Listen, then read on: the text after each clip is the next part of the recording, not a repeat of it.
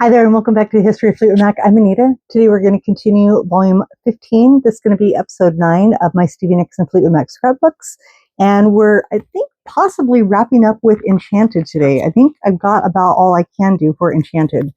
We're going to start off with a pretty simple thing, just a really nice article that came from San Jose Mercury News. I love this.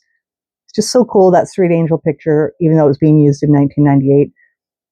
But Boxing Stevie, very cute, like Boxing Helena, which I think might have come out that year. I'm not sure. Or they just were making a joke. I don't know. I should not put those two in the same sentence. Night and day. But came with the, just a really nice full article on Stevie. So I thought that was pretty cool. This is the remainder of the article. And then we have some duplicate stuff, unfortunately. I think I have this and this I'd already put up. But this was kind of a different picture of Stevie with Mick, which I'm not sure if that's the right year or not. This was a proper ad for the Enchanted box set out of Tower Records, a magazine, probably the Pulse magazine. Stevie Nicks being quoted in, I want to say this was out of Allure magazine. And then this one was possibly, I have no idea. Stevie Nicks, they're not in the Smithsonian yet, but the gauzy dresses and clunky boots that constitute what Stevie Nicks above in Manhattan last year calls her funky but expensive gypsy thing are fashion icons. My style has never really changed, says the Fleetwood Mac alum 52, but her lifestyle has. Nicks beat a lengthy addiction to cocaine and the tranquilizer Klonopin and lost 30 pounds.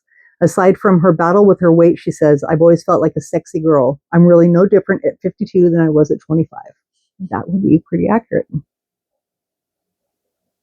I love when Stevie talks about sexy because and I don't mean no any disrespect, but it's not a word I could think of Stevie because I mean sexy. Think like print ads and it's sexy, and like sex in commercials and cinema and just and like ads and stuff like that. I just don't think of her. She's so classy and she's such a lady and she's so freaking beautiful.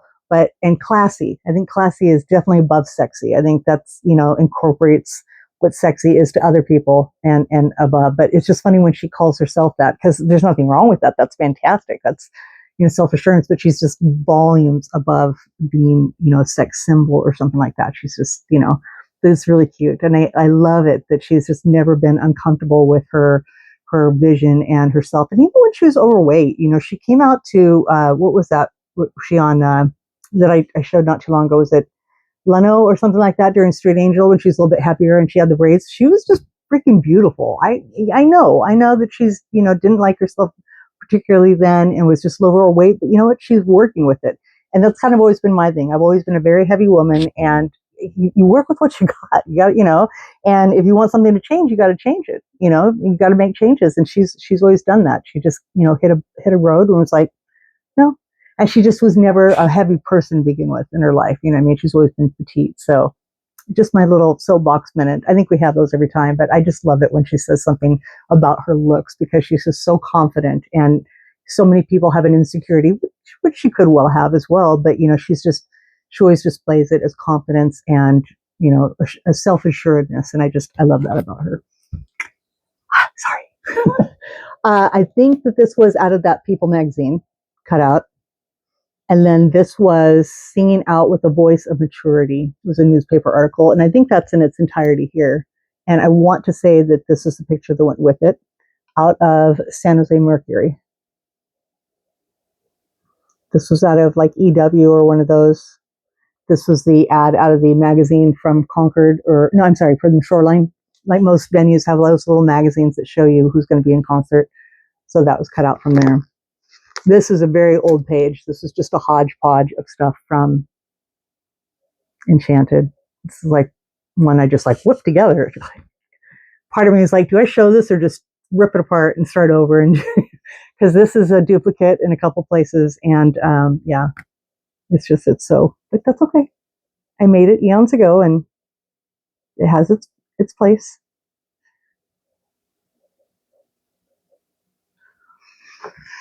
Carrying on, this was not a ticket of mine. I'm actually not too sure where I got this or where it's at. It is from June 6th, so that would have been before my shows.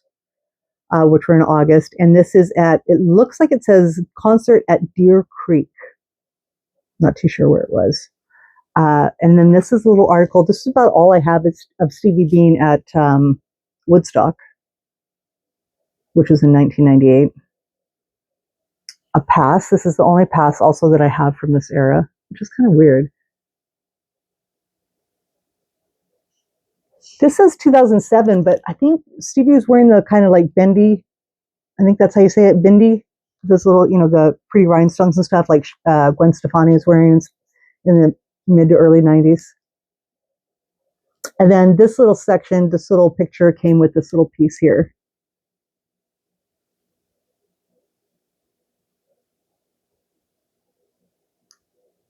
If you could read that, it's just former Fleetwood Mac singer Stevie Nicks sings Enchanted Saturday night during her Stevie Nicks and Friends concert at America West Arena to benefit the Arizona Heart Institute. So that probably should have gone with my other page that I had done, which is unfortunate, but it is what it is.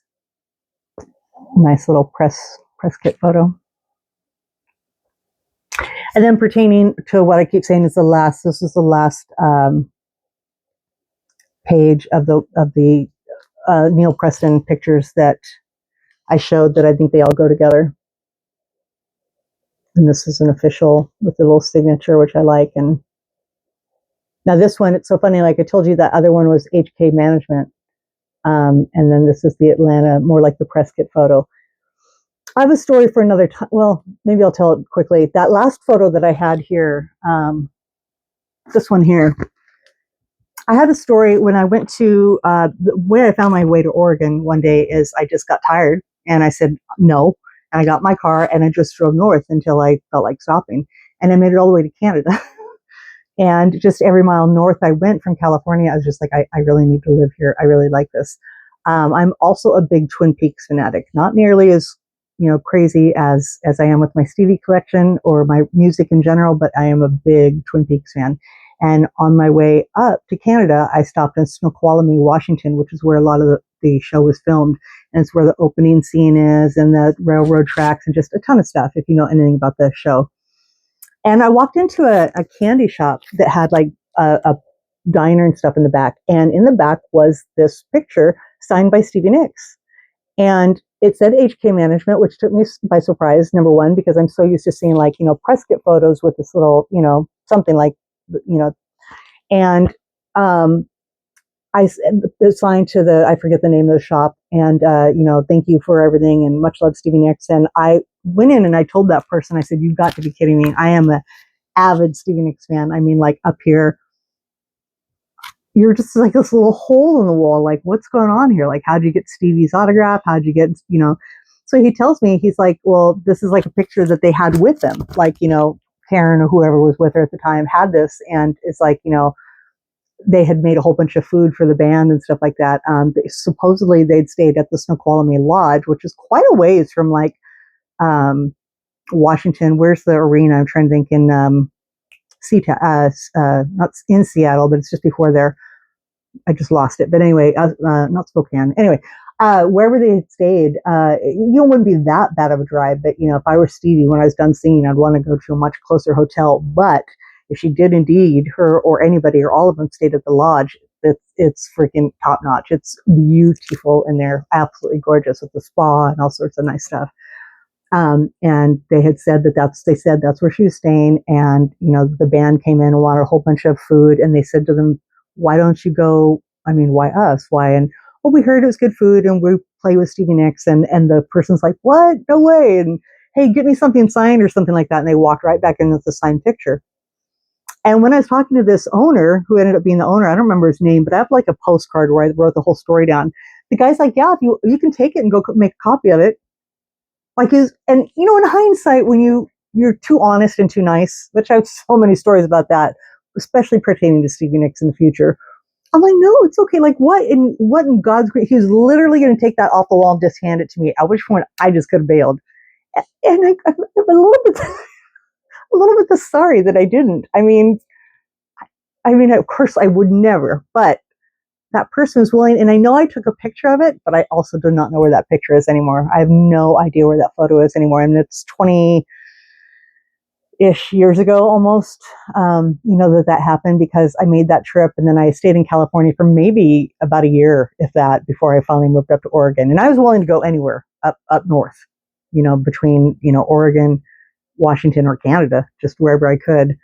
But yeah, I just always think that's such a funny story. But that's the first time I ever saw a photo of Stevie Nicks with the HK management, as opposed to just like, the label or something else. I don't know, however relevant that is. Just kind of a cool story. So that is the last one from that. And then the last part of this episode is just a really nice, unfortunately, this is one that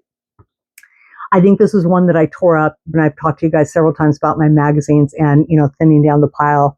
And this one is starting to get kind of beat up. And I think that's what it was. Oftentimes when it's like this, I don't know if I tore it up, which I generally don't if she's on the cover, or it's something I got in clippings. So I never can be sure, but I think this one is starting to get kind of damaged because it's so big.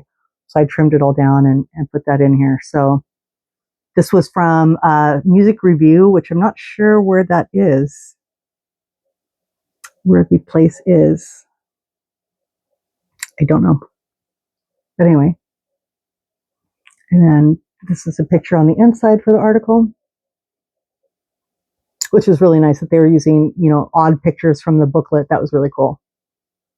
Unique and different photos. I mean, who doesn't love this one? But, we were starting to see so much of this and stuff. And so adding a different one, like say maybe you hadn't gotten the box set yet, this would have been cool as hell to see this photo.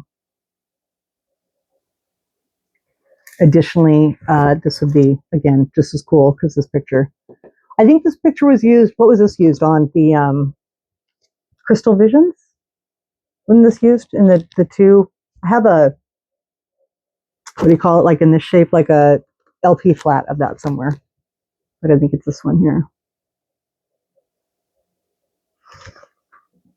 And then here are my dates. It was giving the whole dates here. So here's just August 1st and 2nd, which I talked about recently. That was kind of cool. Again, had I known back in the day, I would have gone to, Reno, Portland, the Gorge in Washington. I mean, back in 1998, if I could have, it was a pretty big deal that I went to 2 shows, but there is feasibly 3 more that I could have gone to. What's wrong with me? Fix that later, though. That's pretty sure. Thank you so much for joining me again, and I hope you enjoyed this video. And I think like I said, we're wrapped up, and we're going to get into some really cool moments in 1999, and then move, pretty quickly into Trouble in Shangri-La. So come back and join me, and everybody have a great night. Bye.